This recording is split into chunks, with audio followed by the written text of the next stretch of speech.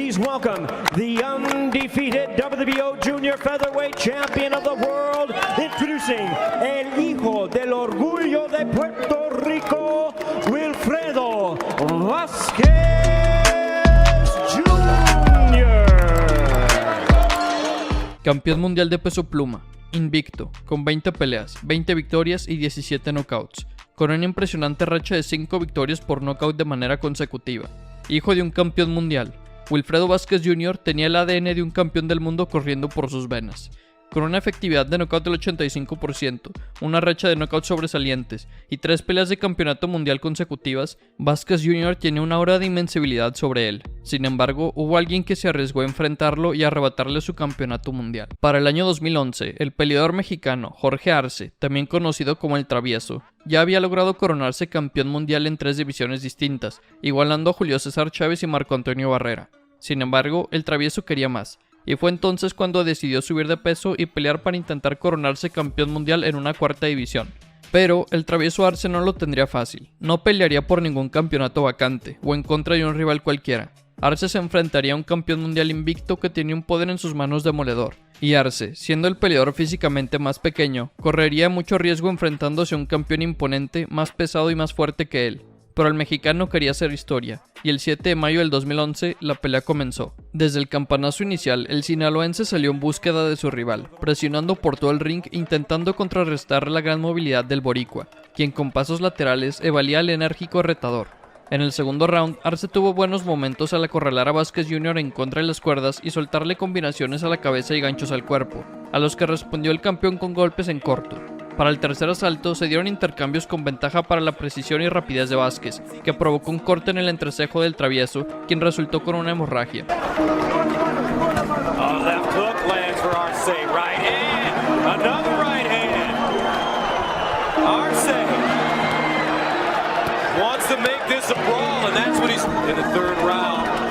Arce takes the left hook, keeps coming forward, delivers double left hook. This is a war for almost 12 rounds, and nobody could believe both members done his age. But again, this is a tough fight for him, and you can see early he's taking a lot of punch. It's the best I've seen Jorge Arce in a while. He's 4-0-1 since he last. I love cuts, it gets me going. I expect to bleed. En los últimos segundos del cuarto round, Arce cayó a la lona tras recibir un salvaje gancho de izquierda a la quijada. Arce se levantó de inmediato, pero estaba claramente muy lastimado. El referí le aplicó la cuenta de protección, y con el campanazo y el minuto de descanso, Arce se fue recuperando poco a poco, intentando sobrevivir con piernas tambaleantes y poca visibilidad.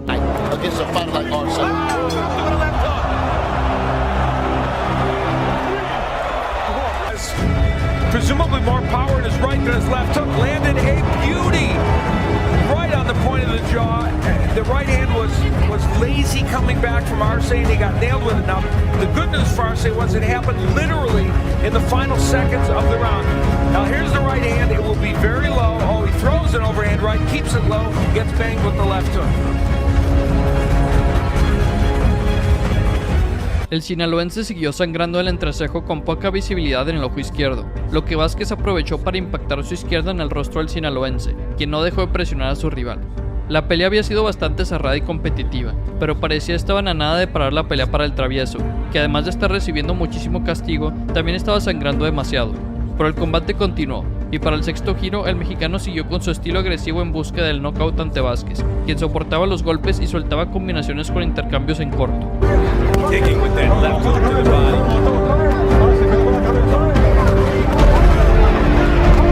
And Vázquez left hook is starting to get 5 seconds to go in the fifth. Another left by Vázquez Jr. Arce though comes back with a 3-punch domination.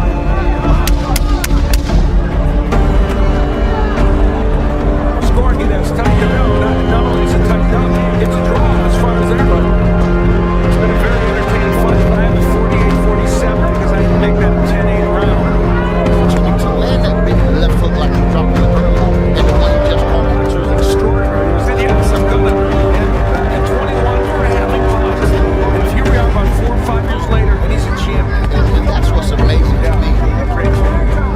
En el séptimo episodio, Wilfredo Vázquez Jr. conectó salvajes combinaciones que sacudieron la cabeza del mexicano, pero este soportó a pie firme y alcanzó a responder, aunque superado por la potencia del boricua.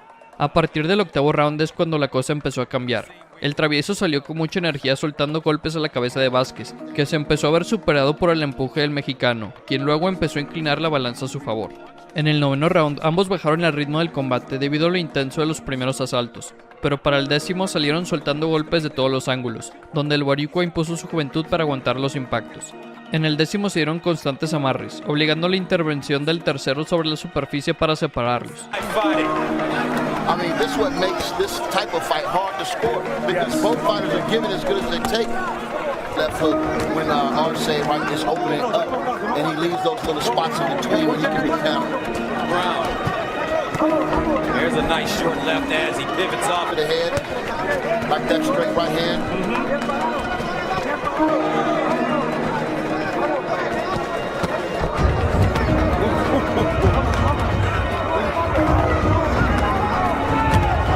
Arce with the left hook. Right hand by Vázquez Jr. Left hook by Vázquez Jr. This kid is tough. Para el onceavo asalto las cosas comenzaron a ir todavía mejor para el mexicano. Arce estuvo a punto de noquear a Vázquez al conectarlo contra las cuerdas con golpes de izquierda a la quijada, pero las cuerdas se ayudaron al boricua a no caer a la lona. Arce Hernandez. Oh, Arce with the jab. Backs up Vázquez Jr. He's on the ropes now. Arce continuing to move, throwing shots. Vázquez Jr. He squared up on the ring rope. Look at his legs. He squared up. He cannot deliver any power from that position. He Breathing out of his mouth as well. win these rounds and look good doing it. Arce moving in again. Underneath the body shots. Looping left hook connects. That's what Arce's done. Ese onceavo round le brindó confianza al mexicano, y el travieso salió con todo en el último asalto, soltando sus puños a la cara de Vázquez, quien resistió con piernas tambaleantes sin caer con ayuda de las cuerdas, aunque sufriendo castigo en exceso. Y debido a la indecisión del referí, la esquina del boricua se metió a tirar la toalla y detener la contienda. Y de esta manera, Jorge Travieso Arce se convirtió en tetracampeón mundial, el segundo en la historia del boxeo mexicano. ¡Ahí está el travieso! ¡Salió Paquín Peralta! Esta noche, señores, He fights out of Santurce, Puerto Rico. He weighs 126 pounds. He is undefeated in his professional career. Introducing Wilfredo Gómez. Salón de la Fama desde 1995, 3 veces campeón del mundo, reconocido como uno de los mejores peleadores puertorriqueños de todos los tiempos, y para muchos es el más importante de todos ellos. Considerado por muchos el mejor peso supergallo de toda la historia del boxeo, formó parte de la lista de los mejores pegadores en la historia del boxeo, y hasta el día de hoy aún mantiene el récord de más victorias por nocaut en peleas de campeonato mundial de manera consecutiva con 17 knockouts seguidos. Venció a leyendas de todo el mundo como Carlos Zárate, Lupe Pintor, Juan Mesa, Rocky Lothridge, etcétera, etcétera. Reconocido por su gran técnica y su tremenda pegada. De 44 victorias a lo largo de su carrera, 42 de ellas fueron por la vía del knockout.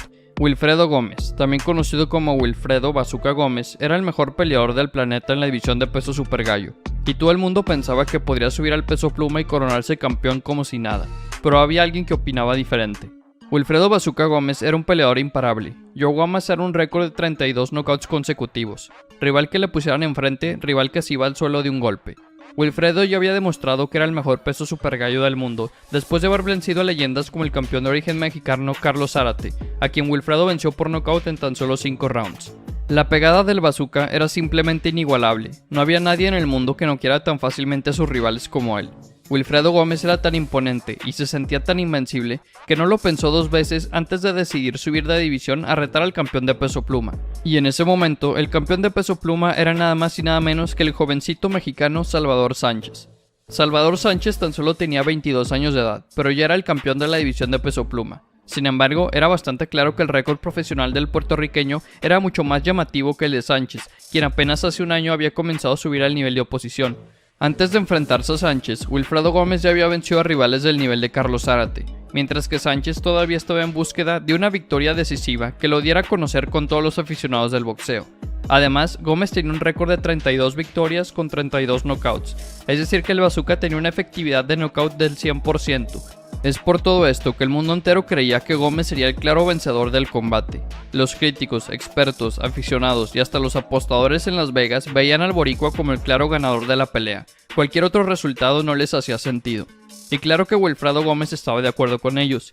Gómez solía decir que iba a mandar a Sánchez al suelo en el primer asalto de la pelea y luego noquearlo por completo en el octavo round. Esto era una promesa que el Bazooka juraba cumplir, mientras que Sánchez solamente respondía que él iba a dejar que sus puños hablaran el día del combate, que no había necesidad de andar de hablador como Wilfredo. Pero además de prometer no tardar más de 8 rounds en noquearlo, Wilfredo Gómez llamó a Salvador Sánchez un don nadie, y lo llamó el rival más débil que alguna vez se haya podido enfrentar. Salvador Sánchez era el campeón de la división, pero claramente el boricua no lo respetaba y los analistas y expertos no creían en él. Lo único que el mexicano podía hacer previo al combate era mantenerse enfocado, sin dejar que las provocaciones de Wilfredo lo sacaran de quicio. Un día antes de la pelea, Wilfredo Gómez fue a visitar a Sánchez a su habitación de hotel y le invitó a que se tomase una fotografía en ese momento para que Sánchez pudiese ver cómo era su cara antes del combate, ya que después de la pelea Wilfredo prometía que nadie lo iba a poder reconocer, insinuando que le iba a propinar una paliza al mexicano. Una vez más, Sánchez mantuvo su compostura y dijo que él hablaría sobre el ring.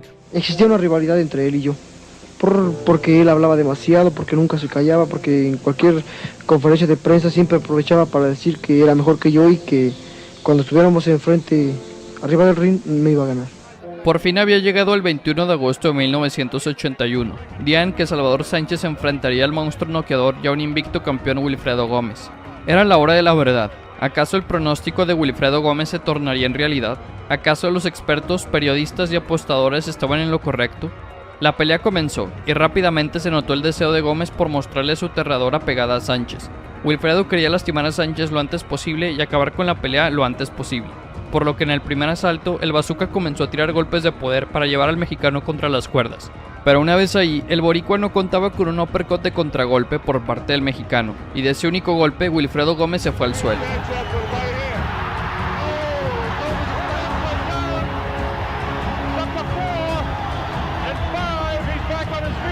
But he hurt him with a left hook right there, I think was the beginning of it. And then came back that one and hurt him bad. It was actually the right hand that hurt him. It's kind of an uppercut left hook. And En ese momento, todo el mundo saltó de sus asientos. Lo que se creía imposible podría estar sucediendo en verdad. Wilfredo había prometido tumbar a Sánchez en el primer asalto, pero la realidad había terminado siendo lo contrario. Sánchez fue quien lastimó a Gómez. Salvador Sánchez tenía buena pegada, pero hasta él había admitido anteriormente que él no era un pegador natural, que él tenía que acabar con sus rivales poco a poco y no de un solo golpe, por lo que este knockdown fue aún más inesperado e impresionante. Wilfredo Gómez logró levantarse rápidamente del suelo, pero claramente se le notó mareado y tambaleante de piernas. El pegador más poderoso del planeta fue lastimado en el primer round de la pelea por un peleador que no era reconocido como un gran pegador. Sánchez no pegaba tan fuerte como Wilfredo, pero claramente su pegada era lo suficiente para poder lastimarlo. La pelea continuó y Sánchez salió con todo el ataque al ver que su rival seguía tambaleante después del knockdown. El mexicano le conectó montones de golpes en lo que restaba del primer asalto, pero por un milagro Gómez se mantuvo de pie y sobrevivió al primer round de la pelea. Con el comienzo del segundo round, el público se preguntaba si Wilfredo ya se habría recuperado del knockdown y comenzaría a darle vuelta al combate, o si tal vez aún seguiría lastimado y tambaleante. Rápidamente en el inicio del segundo asalto, se vio un Wilfredo propositivo y agresivo que ya se había recuperado, por lo que la pelea se tornaba competitiva una vez más. Sin embargo, el boricua no lograba pegarle de lleno a un Salvador Sánchez que demostraba gran defensa y gran contraataque. Luego comenzó el tercer asalto, y Wilfredo Gómez ya tenía un ojo casi cerrado por completo debido a la inflamación en su pómulo que surgió gracias a los golpes de Sánchez. Pero Gómez seguía siendo agresivo, intentando poner al mexicano contra las cuerdas. Pero una vez más, Sánchez contragolpea desde esa posición y tambalea a Wilfredo con un golpe de zurda. El Bazooka logró mantenerse de pie, pero claramente los golpes de Sánchez estaban surtiendo efecto en el puertorriqueño.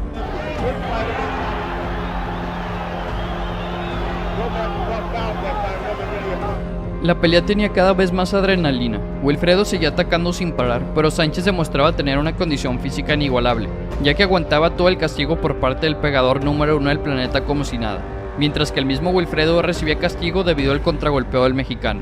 Sánchez parecía nunca cansarse. A pesar de que Wilfredo comenzaba cada asalto siendo el agresor y poniendo a Sánchez contra las cuerdas, el mexicano tiraba tantos golpes que el boricua simplemente no podía defenderse de todos ellos. Y era en esos momentos, cuando Wilfredo estaba cansado de tanto atacar al inicio del round, que Sánchez utilizaba su incansable condición física para tirar ráfagas de golpes que simplemente el bazooka no podía parar. Justo esto ocurrió al final del quinto asalto, donde Sánchez le dio la vuelta a un cansado Wilfredo Gómez, poniéndolo ahora él en contra de las cuerdas y tirando montones de golpes que hacían tambalear al boricua. Wilfredo Gómez estuvo cerca de visitar la lona una vez más en ese round, pero lo salvó la campana, y Gómez se fue tambaleante a su esquina con ayuda de su entrenador después de recibir castigo por parte del campeón mexicano.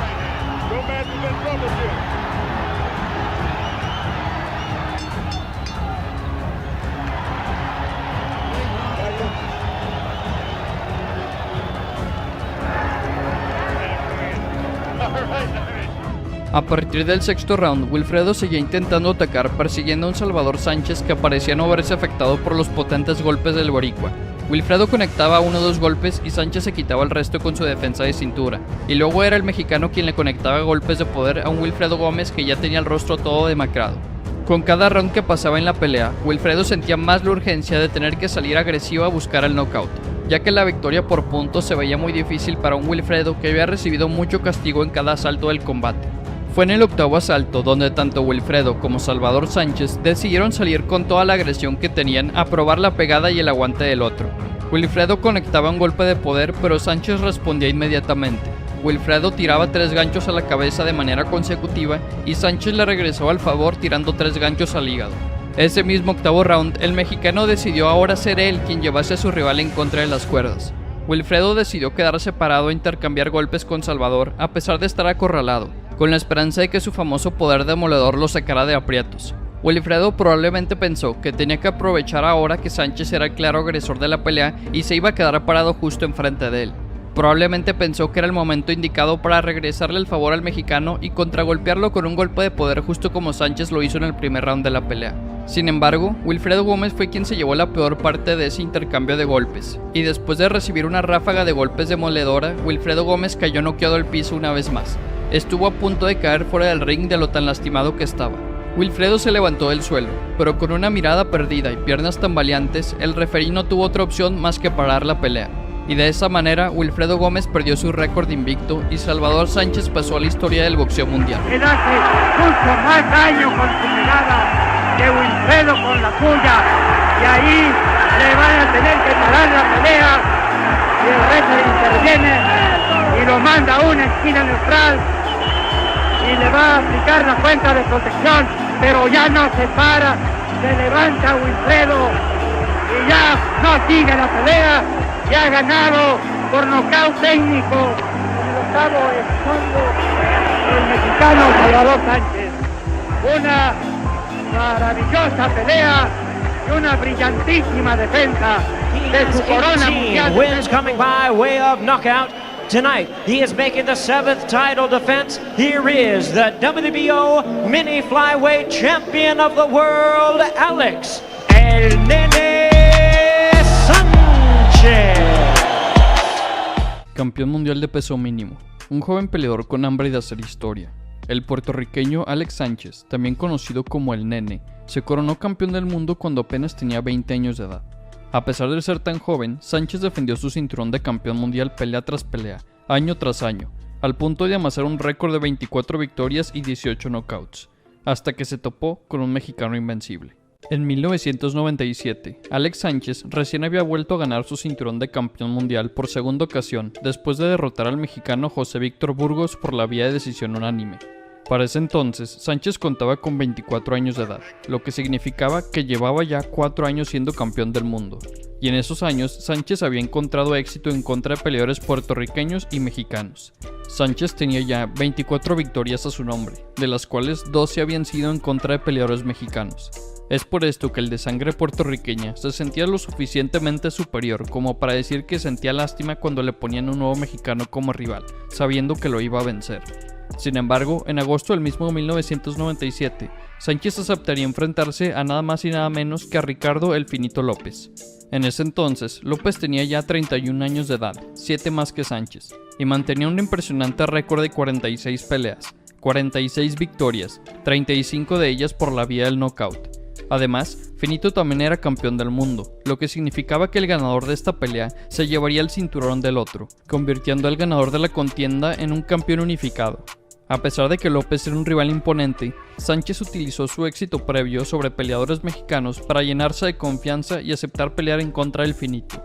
Era una pelea entre un joven prodigio que encontró el éxito a temprana edad y un veterano que ya había visto muchas guerras, pero que no conocía la derrota todavía. Y el 23 de agosto de 1997, en el Madison Square Garden de Nueva York, Ricardo Finito López y Alex El Nene Sánchez subieron al ring para descubrir cuál de los dos merecía seguir siendo campeón del mundo.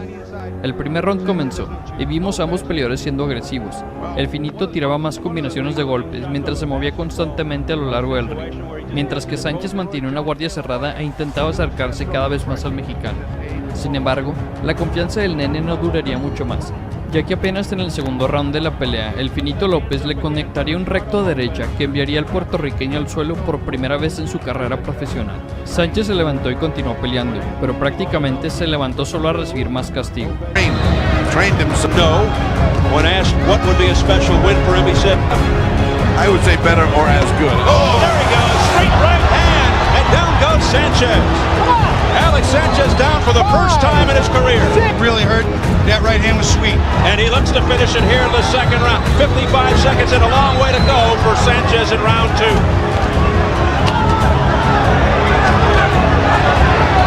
Look at how he puts that uppercut in. Combination over the top, followed by jab.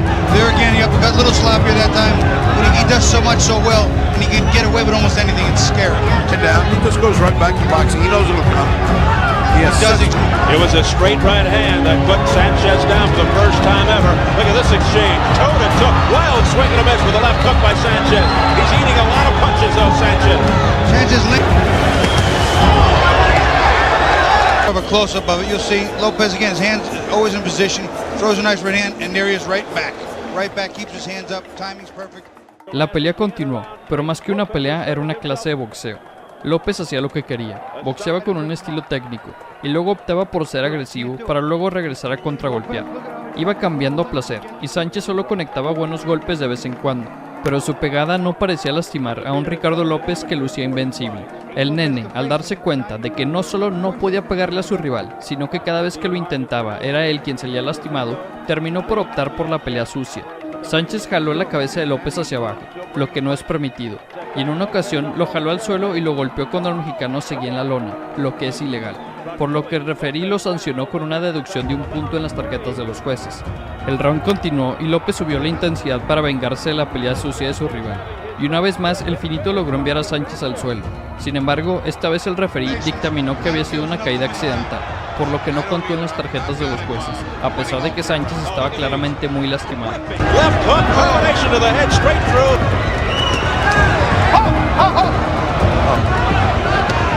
But then Lopez coming right back. Oh, he hit him when he was on his way down. He's taking a 1 point deduction. Dirty tactics. 1 point. Oh, low blow. That wasn't low, What do you Jeff. think? You watch it. Oh, left hook by Ricardo Lopez as he answers back. Ricardo Lopez now going to the uppercut all over the place. A barrage, lefts and rights. And Sanchez goes down. He tries to pull Lopez down with him. It's not a knockdown. It's going, no knockdown, but it was. You can see It was a knockdown. It was. Look at him. Look at Sanchez resting on one knee, and McCanny's going, "What are you doing?" He was still hurt, fellas. Yeah. I think that was clear evidence. He was trying to take an 8 count. It wasn't Cleared really a his head. knockdown, but it was. It was a knockdown. Final 10 seconds. Sanchez just looking to survive here now. Lopez kind of letting him off the hook. And then, pummeling right uppercut to the body. Y cuando el quinto round comenzó, todos se dieron cuenta de que el fin estaba cerca. El Finito comenzó a conectar bombazos a placer. Sánchez no hacía más que tambalearse de lado a lado recibiendo castigos sin parar, hasta que una vez más el mexicano envió al borico al suelo nuevamente.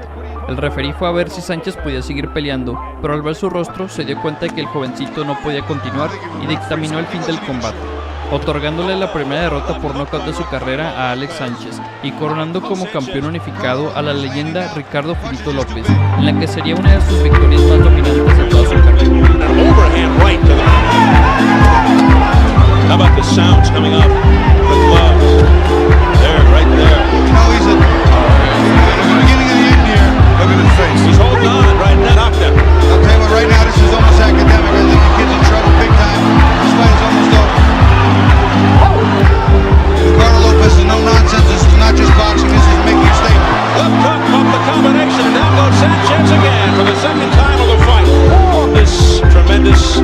That's it. It's over. They've stopped it.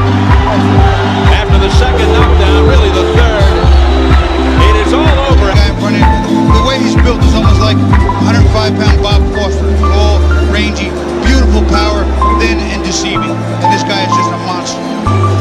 And he finishes beautifully. Boxing's longest. Defeated Ricardo Lopez. Lopez remains Contender in the world, introducing the three-time world champion Hector Macho Camacho.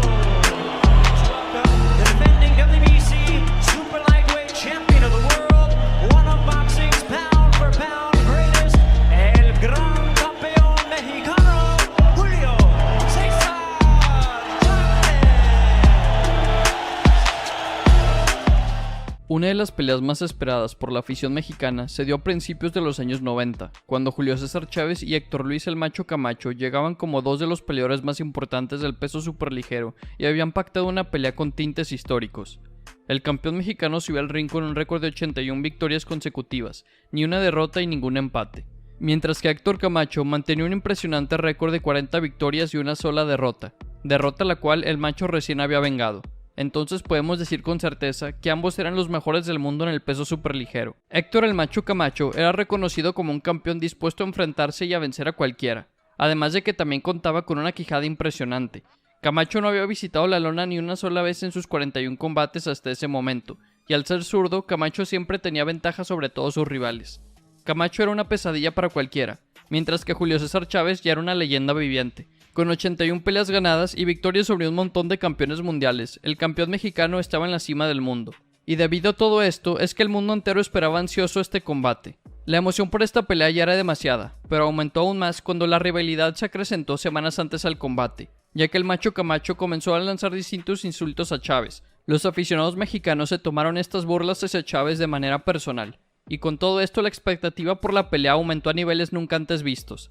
La promoción del evento estuvo llena de diferentes provocaciones en donde el boxeador puertorriqueño afirmaba que le quitaría el invicto al mexicano y que se llevaría el cinturón de campeonato mundial, mismo campeonato que Julio César Chávez intentaría defender por 9ª ocasión. Héctor Macho Camacho, un peleador pues bastante bocón, que ya tenía yo como 6 años buscándolo, porque pues había mucha controversia entre quién era mejor, si él o yo, y aparte de que pues a donde quiera que iba me insultaba y todo, y pues los mexicanos, todo México quería esa pelea, quería que le diera una paliza a Macho Camacho. El mexicano intentó mantenerse alejado de la polémica, prometiendo que demostraría su potencial sobre el ring con los guantes puestos y no hablando. La legendaria batalla ocurrió en el año de 1992 en Las Vegas, Nevada, y aún es recordada por los aficionados del boxeo, pues el espectáculo que se vivió aquella noche hizo simbrar las emociones de todos los espectadores. El Macho Camacho arribó al ring entre música y abucheos. A pesar de no ser el favorito para ganar el combate, hizo una presentación en el cuadrilátero. Bailó frente a las 19,000 personas que se dieron cita para ver la pelea, haciendo enojar a todo el público mexicano, y luego se preparó para la llegada de Chávez al ring.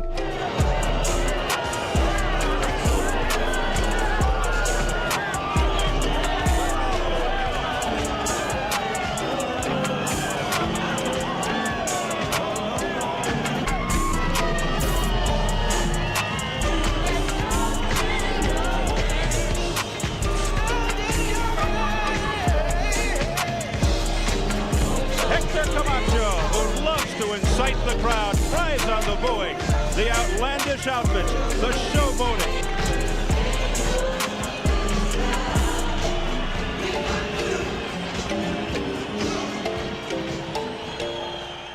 Con un tono más serio y profesional, Julio César Chávez subió al ring, se presentó ante la afición y evitó caer en las provocaciones del rival.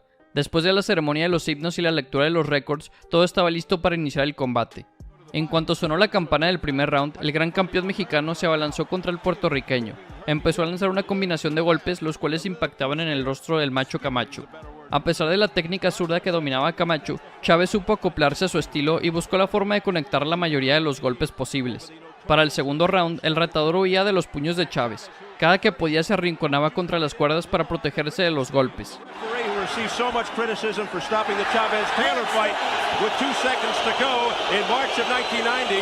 is the third man in the ring. I find it amazing. Right now, he's got problems with Chavez chasing him pillar to post. Yes. He is holding on. He is holding on inside very, very tight. He is not allowing Chavez to work inside. From his deficiencies via the showboating, Chavez does not believe that 1 minute. He feels that underneath all of the glitz, that Camacho is actually well prepared. But does Camacho have the legs to withstand the punishing blows? Problem is Camacho is fighting a purely defensive fight. I sure would hate to see Richard Steele take a point off for low blows from Chavez.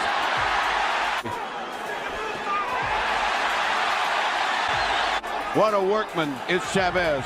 Oh, he landed with the right. What a snappy right hand, a straight right by Julio Cesar Chavez that backs up Camacho into his own corner. Fueron transcurriendo los rounds y la fortaleza del púgil de Puerto Rico fue sucumbiendo. Sin embargo, el knockout que tanto buscaba Chavez no llegaba. El rostro de Chavez no se fue limpio tampoco, pues también recibió diferentes combinaciones impulsadas por su rival.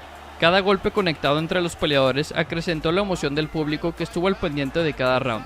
Los últimos asaltos fueron una batalla de golpes. El macho no se dejó vencer tan fácilmente, y cuando parecía que caería a la lona, se reponía de los golpes y volteaba el ataque en contra del mexicano. Entre las tribunas empezó a sonar el nombre de Chavez. El público aclamaba al sinaloense para que este cerrara fuerte la pelea. Al final de los 12 asaltos, los jueces tuvieron que decidir al vencedor del encuentro, con las tarjetas de los jueces siendo de 119 a 110, 120 a 107 y 117 a 110, Julio César Chávez se llevó la victoria por decisión unánime y derrotó al puertorriqueño. Julio Cesar Chavez, again, to our knowledge, has never been on the canvas. And Camacho nearly went down, the rope saved him. The crowd was ready to erupt had Camacho hit the deck. Whether it would have been a slip. It's like he'd feel bad if he left before punching to the body. I mean, he just never quits unless he's got that left hand in the body.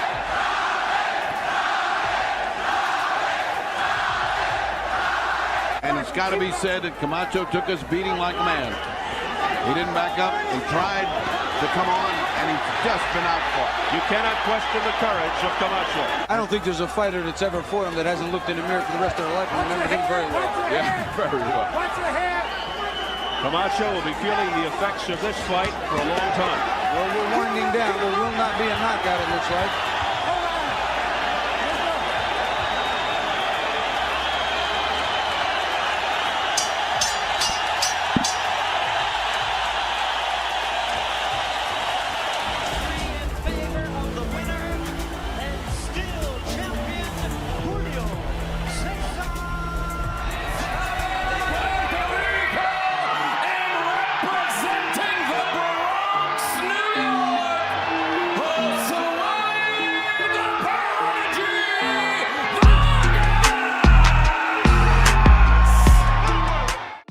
Considerado el futuro del boxeo puertorriqueño, un boxeador apodado El Prodigio, con un récord cercano a la perfección que consistía de 19 victorias. El joven prospecto de apenas 23 años de edad, Josué Vargas, se sentía en la cima del mundo hasta hace apenas unos meses.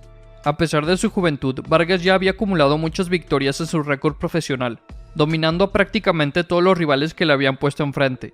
Pero parece que el ganar tanto, tan joven, le afectó negativamente a su personalidad. A su corta edad, Josué Vargas ya se había convertido en uno de los boxeadores más fanfarrones, habladores y presumidos del mundo. Y la verdad es que Vargas siempre se había salido con la suya porque siempre terminaba ganando sus peleas, y todos los insultos y burlas que decía se tornaban en realidad. Sin embargo, por fin llegó el día en que todas las palabras que salieron de su boca le llegaron a costar muy caro. Josué Vargas, alias El Prodigio, era uno de los prospectos más importantes en el mundo en la división de peso superligero, y un prospecto extremadamente interesante para el futuro del boxeo puertorriqueño. Se pensaba que Vargas sería el próximo gran campeón boricua, y la verdad es que Josué Vargas sí iba por un muy buen camino para lograr sus objetivos. El prospecto Josué Vargas se había enfrentado a rivales de nivel decente como Willie Shaw y Kendo Castañeda, y a muchos otros boxeadores en ascenso de buen nivel, y a todos ellos Vargas los venció convincentemente. Con tantas victorias consecutivas, no es extraño que la confianza de Vargas fuese aumentando. El problema fue que esa confianza surgió de derrotar a rivales muy por debajo de la élite del boxeo. Sí, eran rivales decentes, pero Vargas nunca se había enfrentado a nadie del más alto nivel en la división de peso superligero. Pero al final del día, la realidad es que Vargas tenía su ego y confianza por las nubes gracias a tantas victorias.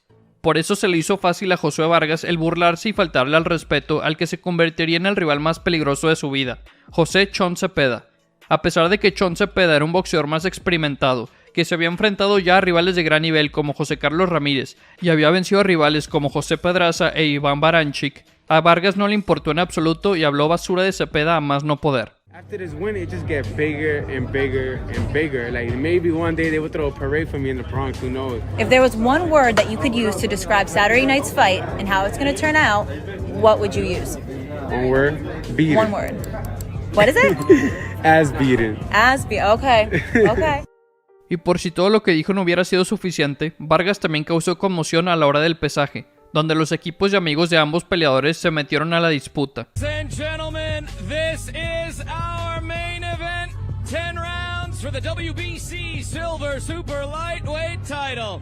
From the Bronx, New York, Josué the Prodigy Vargas. From Long Beach, California, José Chon Cepeda.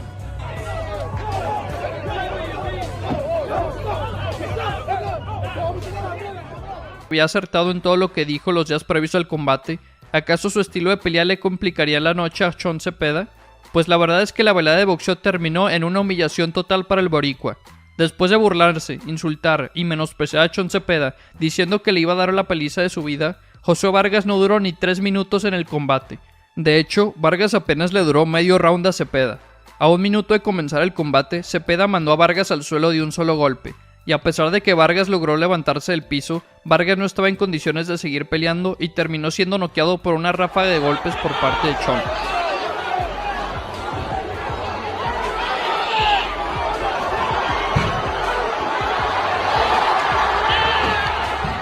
For your winner by TKO and still WBC Silver Super Lightweight Champion,